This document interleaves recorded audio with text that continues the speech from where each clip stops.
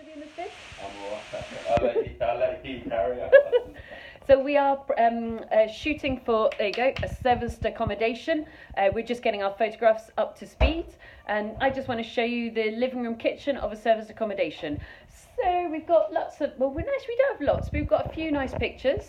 One of our team members did a nice job decorating the place. This is plastic, but do you know what? It actually looks really quite nice. This is part of Josh's posing kit. And then again, this is plastic, so this stays the whole time.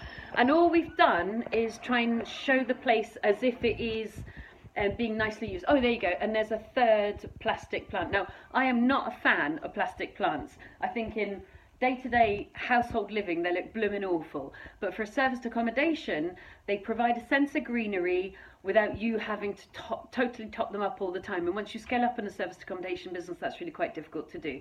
So this is our sofa bed, and here we're just trying to suggest that you have a cafetiere with a nice cup of tea. Over here, what you will find is that people do nab stuff. So we now have half a red dotted cutlery set and half a grey dotted cutlery set, because sadly somebody's nabbed the other half of each. Mental, isn't it?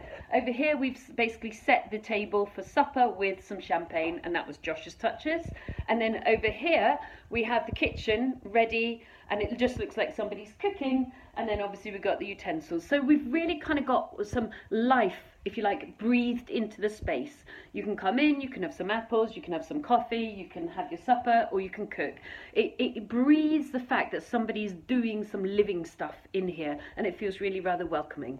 So that is our nice living room, and we've had to block off this serviced accommodation flat just for the photographs, but it's going to be so worth it because the photographs are going to be super.